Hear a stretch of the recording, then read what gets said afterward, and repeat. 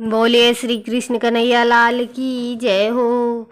श्री वृंदावन बांके बिहारी लाल की जय हो। सभी भक्तों को राधे राधे। मैं वंदना आज पढ़ूंगी भगवत गीता के 7वें अध्याय का 15वां श्लोक। चलिए शुरू करते हैं। अभी तक चैनल को सब्सक्राइब नहीं किया है तो चैनल को सब्सक्राइब कर बेल आइकन पर प्रेस करें ताकि आने वाली वीडियो की नोटिफिकेशन आप सभी को सबसे पहले मिले। कल हमने पढ़ा था 14वां श्लोक जिसमें लिखा हुआ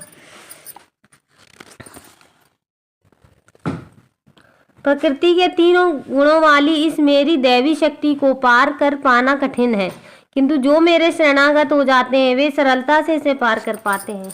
अब पढ़ेंगे 15वां श्लोक। नमाम दुष्कृतिनो मूढ़ः प्रपद्यन्ते नरधामः मायया प्रहत ज्ञान आसुरम भावमश्रिताः। जो निपट मूर्ख है, जो निपट मूर्ख है, जो मनुष्यों में अधम है, जिनका ज्ञान माया द्वारा हर लिया गया है, तथा जो असुरों की नास्तिक प्रकृति को धारण करने वाले हैं, ऐसे दुष्ट मेरी शरण ग्रहण नहीं करते। तात्पर्य भगवत गीता में ये कहा गया है कि श्री भगवान के चरण कमलों की शरण ग्रहण करने से मनुष्य प्रकृति के कठोर नियमों को लांघ सकता है। यहाँ पर यह प्रश्न उठता है कि तो फिर विद्वान, दार्शनिक, वैज्ञानिक, व्यापारिक, शासक तथा जनता के नेता सर्वशक्तिमान भगवान श्री कृष्ण के चरण कमलों की शरण क्यों नहीं ग्रहण करते।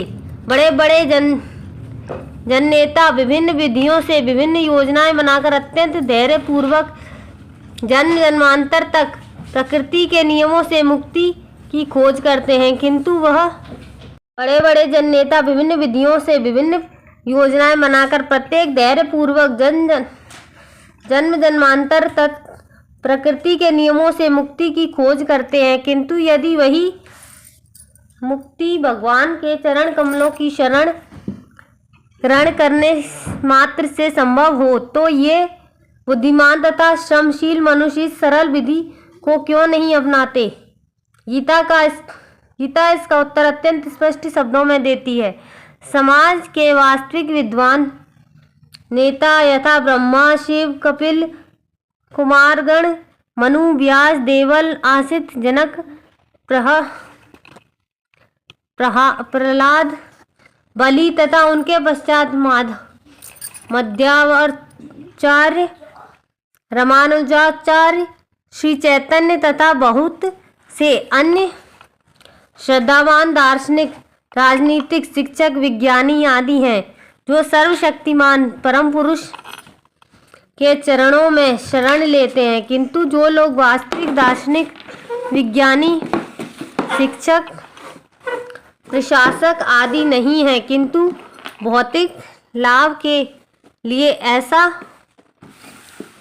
बनते हैं, वे परमेश्वर की योजना या पथ को स्वीकार नहीं करते। उन्हें ईश्वर का कोई ज्ञान नहीं होता। वे अपनी सांसारिक योजनाएं बनाते हैं और संसार की समस्याओं को हल करने के अपने व्यर्थ प्रयासों के द्वारा स्थिति को और जटिल बना लेते हैं, किंतु भौतिक शक्ति इतनी बलवती है, इसके लिए वह नास्तिकों की अवैध योजनाओं का प्रतिरोध करती हैं और योजना आयोगों के ज्ञान को ध्वस्त कर देती हैं। नास्तिक योजनाएं निर्माताओं को यहाँ पर दुष्कृतिन कहा गया है, जिसका अर्थ है दुष्टजन।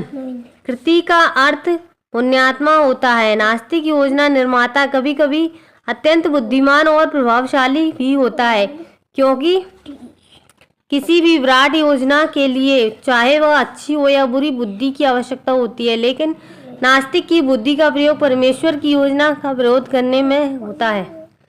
इसलिए नास्तिक योजना निर्माता दुष्कृति कहलाता है, जिससे सूचित होता है कि इसलिए उसकी बुद्धि और प्रयास उल्टी दिशा की ओर होते हैं। गीता में यह स्पष्ट कहा गया है कि भौतिक शक्ति परमेश्वर के पूर्ण निर्देशन में कार्य करती है, उसका कोई स्वतंत्र प्रभुत्व नहीं है। जिस प्रकार छाया पदार्थ का अनुसरण करती है, उसी प्रकार यह शक्ति भी कार्य करती है। तो भी यह भौतिक शक्ति अत्यंत प्रबल है और नास्तिक अपने अनिश्वरवादी स्वभाव के कारण यह नहीं जान सकता कि वह किस तरह कार्य करती है, ना ही वह परमेश्वर की योजना को जान सकता है। मोह तथा रजो एवं तमो गुणों में रहकर उसकी सारी योजनाएं उसी प्रकार ध्वस्त हो जाती हैं जिस प्रकार भौतिक दृष्टि से विद्वान, वैज्ञानिक, दार्शनिक, शासक तथा शिक्षक होते हुए भी हिरण्यकश्यपु तथा रावण की सारी योजनाएं ध्वस्त हो गई थीं। ये दुष्कृति या दुष्ट 4 प्रकार के होते हैं जिनका वर्णन नीचे दिया गया है। नंबर 1 से मूढ़। वे जो कठिन श्रम करने वाले भारवाही पशुओं की भांति निपट मूर्ख होते हैं। वे अपने श्रम का लाभ स्वयं उठाना चाहते हैं, अतः वे भगवान को उसे अर्पित करना नहीं चाहते। भारवाही पशु का उपयुक्त उदाहरण गधा है। इस पशु से उसका स्वामी अत्यधिक कार्य लेता है। गधा यह नहीं जानता कि वह अहर्निश किसके लिए काम करता है। वह घास से पेट भर संतुष्ट रहता है। अपने स्वामी से मार खाने के भय से केवल कुछ घंटे सोता है और गधी से बार बार लात खाने के भय के बावजूद भी वह अपनी काम तृप्ति पूरी करता है। कभी कभी गधा कविता करता है और दर्शन बघारता है, किंतु उसके रेंगने से लोगों की शांति भंग होती है। ऐसी ही दशा उन सकाम कर्मियों की है जो ये नहीं जानते कि वे किसके लिए कर्म करते हैं। वे यह नहीं जानते कि कर्म यज्ञ के लिए है। ऐसे लोग जो अपने द्वारा उत्पन्न कर्मों के भार से दबे रहते हैं, प्रायः यह कहते हैं सुने जाते हैं कि उनके पास अवकाश यहाँ कि वे जीव की अमरता के विषय में सुने। ऐसे मूढ़ों के लिए नश्वर भौतिक लाभ ही जीवन का सब कुछ होता है, भले ही वे अपने श्रम फल के एक अंश का ही उपभोग कर सकें। कभी कभी वे लाभ के लिए रात दिन नहीं सोते, भले ही उनके आमाशय की व्रण हो जाए या अपच हो जाए। वे बिना खाए ही संतुष्ट रहते हैं। वे मायामय स्वामियों के लाभ हेतु अहर्निश काम में व्यस्त रहते हैं। अपने असली स्वामी से अनभिज्ञ रहकर ये मूर्ख कर्मी माया की सेवा में व्यर्थ ही अपना समय गंवाते हैं। दुर्भाग्य तो ये है कि वे कभी भी स्वामियों की परम स्वामी की शरण में नहीं जाते, ना ही वे सही व्यक्ति की से उसके विषय में सुनने में कोई समय लगाते हैं। जो सूकर विष्टा खाता है वह चीनी तथा घी से बनी मिठाइयों की परवाह नहीं करता। उसी प्रकार मूर्ख कर्मी इस नश्वर जगत की इंद्रियों को सुख देने वाले समाचारों को निरंतर सुनता रहता है, किंतु संसार को गतिशील बनाने तथा शाश्वत जीवित प्राण के विषय में सुनने की तनिक भी समय नहीं लगाता। दूसरे प्रकार के दुष्कृति नराधम अर्थात अधम व्यक्ति कहलाते हैं। नर का अर्थ है मनुष्य, अधम का अर्थ है सबसे नीच। 84 लाख जीव योनियों में से 4 लाख मानव योनियां हैं। इनमें से अनेक निम्न मानव योनियों हैं जिनमें से अधिकांश असंस्कृत हैं। सभ्य मानव योनियों में वे हैं जिनके पास सामाजिक, राजनीतिक तथा धार्मिक नियम हैं। जो मनुष्य सामाजिक राजनीतिक दृष्टि से उन्नत हैं किंतु जिनका कोई धर्म नहीं होता, वे नराधम माने जाते हैं।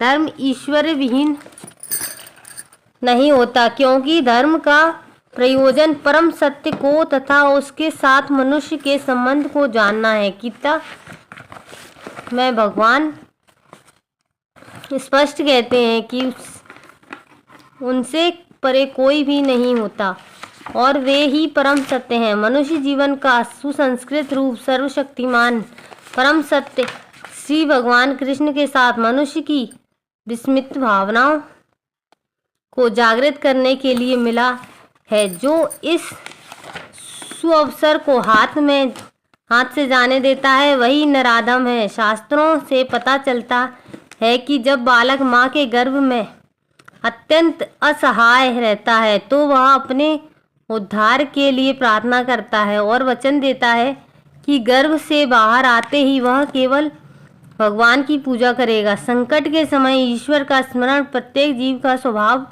है, क्योंकि वह ईश्वर के साथ सदा से संबंधित रहता है। किंतु उद्धार के बाद बालक जन्म पीड़ा को और उसी के साथ अपने उद्धारक को भी भूल जाता है, क्योंकि वह माया के वशीभूत हो जाता है। यह तो बालकों के अभिभावकों का कर्तव्य है कि वे उनमें सुप्त दिव्य भगवान भावनामृत को जागृत करें। वर्णाश्रम पद्धति के मनुस्मृति के अनुसार ईश भावनामृत को जागृत करने के उद्देश्य से 10 शुद्धि संस्कारों का विधान है, जो धर्म का पथ प्रदर्शन करते हैं। किंतु अब विश्व के किसी भाग में किसी भी विधि का दृढ़तापूर्वक पालन नहीं होता और फलस्वरूप प्रतिशत जनसंख्या नराधम है। जब सारी जनसंख्या नराधम हो जाती है तो स्वाभाविक है कि उनकी सारी तथाकथित शिक्षा भौतिक प्रकृति की सर्वसम्मत शक्ति द्वारा व्यर्थ कर दी जाती है। गीता के अनुसार विद्वान पुरुष वही है जो एक ब्राह्मण, कुत्ता, गाय, हाथी तथा चांडाल को भी सम्मान की दृष्टि से देखता है। असली भक्त की भी ऐसी ही दृष्टि होती है। गुरु रूप ईश्वर के अवतार श्री नित्यानंद प्रभु ने 2 भाइयों जगाई तथा मथाई नामक विशिष्ट नराधमों का उद्धार किया और यह दिखला दिया कि किस प्रकार शुद्ध भक्त नराधमों पर दया करता है। अतः जो नराधम भगवान द्वारा बहिष्कृत किया जाता है वह केवल भक्त नहीं, अनुकंपा से पुनः अपना आध्यात्मिक भावनामृत प्राप्त कर सकता है। श्री चैतन्य महाप्रभु ने भागवत धर्म का प्रवचन करते हुए सुसंस्कृत की है कि लोग विनीत भाव से भगवान के संदेश को सुने। इस संदेश का सार भगवत गीता है। विनीत भाव से श्रवण करने मात्र से अधम मनुष्य का उद्धार हो सकता है, किंतु दुर्भाग्यवश वे इस संदेश को सुनना तक नहीं चाहते। परमेश्वर की इच्छा के प्रति समर्पण करना तो दूर रहा, ये नराधम मनुष्य के प्रधान कर्तव्य की डटकर उपेक्षा करते हैं। तीसरे प्रकार के होते हैं दृष्टिकृतियों की तीसरी श्रेणी मयाए प्रहृतज्ञानाम की है, अर्थात ऐसे व्यक्तियों की जिनका प्रकांड ज्ञान माया के प्रभाव से शून्य हो चुका है। ये अधिकांशतः बुद्धिमान व्यक्ति होते हैं तथा महान दार्शनिक, कवि, साहित्यकार, वैज्ञानिक आदि, किंतु माया इन्हें भ्रांत कर देती है, जिसके कारण परमेश्वर की अवज्ञा करते हैं। इस समय मायाय प्रहृतज्ञानाः की बहुत बड़ी संख्या है, यहाँ तक कि वे भगवत गीता के विद्वानों के मध्य भी है। गीता के अत्यंत सीधी सरल भाषा में कहा गया है कि श्री कृष्ण ही भगवान है, ना तो कोई उनके तुल्य है, ना ही उनसे बड़ा। वे समस्त मनुष्यों के आदि पिता, ब्रह्मा के भी पिता बताए गए हैं। वास्तव में वे ब्रह्मा के ही नहीं अपितु समस्त जीव योनियों के पिता हैं। वे निराकार ब्रह्म तथा परमात्मा के मूल हैं और जीवात्मा में स्थित परमात्मा उनका वश है, उनके वश है, अंश हैं। वे सबके उत्स हैं और सबों को सलाह दी जाती है कि उनके चरण कमलों के शरणागत बने। इन सब कथनों के बावजूद ये माया पर्यंत ज्ञानाम भगवान का उपहास करते हैं, उन्हें एक सामान्य पुरुष मानते हैं। वे यह नहीं जानते कि भाग्यशाली मानव जीवन भगवान के दिव्य शाश्वत स्वरूप के अनुरूप ही रचा गया है। गीता की ऐसी सारी अवैध व्याख्याएं जो माया प्रहर्तन ज्ञानः वर्ग के लोगों द्वारा की गई और परंपरा पद्धति से हटकर आध्यात्मिक जानकारी के पथ में रोड़े का कार्य करती है। मायाग्रस्त व्याख्याकार ना तो स्वयं भगवान कृष्ण के चरणों की शरण में जाते हैं और ना अन्यों को इस सिद्धांत का पालन करने के लिए शिक्षा देते हैं। दुष्कृतियों की चौथी श्रेणी आसुरम भावमश्रिता अर्थात असुरी सिद्धांत वालों की है। यह श्रेणी खुले रूप में नास्तिक होती है। इनमें से कुछ तर्क करते हैं कि परमेश्वर कभी नहीं इस संसार में अवतरित नहीं हो सकता, किंतु वे इसका कोई ठोस प्रमाण नहीं बता पाते कि ऐसा क्यों नहीं हो सकता। कुछ ऐसे हैं जो परमेश्वर को निर्विशेष रूप में अधीन मानते हैं, यद्यपि गीता में इसका उल्टा बताया गया है। नास्तिक श्री भगवान के द्वेषवश अपनी बुद्धि से कल्पित अनेक अवैध अवतारों को प्रस्तुत करते हैं। ऐसे लोग जिनके जीवन का एकमात्र उद्देश्य भगवान को नकारना है, श्री कृष्ण के चरण कमलों के कभी शरणागत नहीं हो सकते। दक्षिण भारत में श्री यामुनाचार्य क्या है?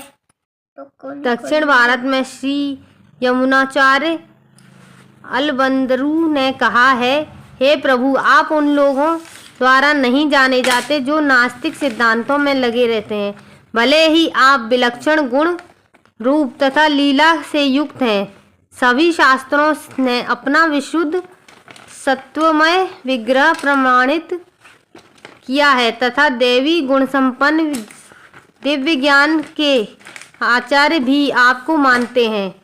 अतएव 1 नंबर मूढ़, दूसरा नराधम, तीसरा मयाय परहक ज्ञानी अर्थात भ्रमित मनोधर्मी, चौथा नास्तिक। ये 4 प्रकार के दुष्कृति कभी भी भगवान के चरण कमलों की शरण में नहीं जाते, भले ही सारे शास्त्र तथा आचार्य ऐसा उपदेश क्यों ना देते रहें।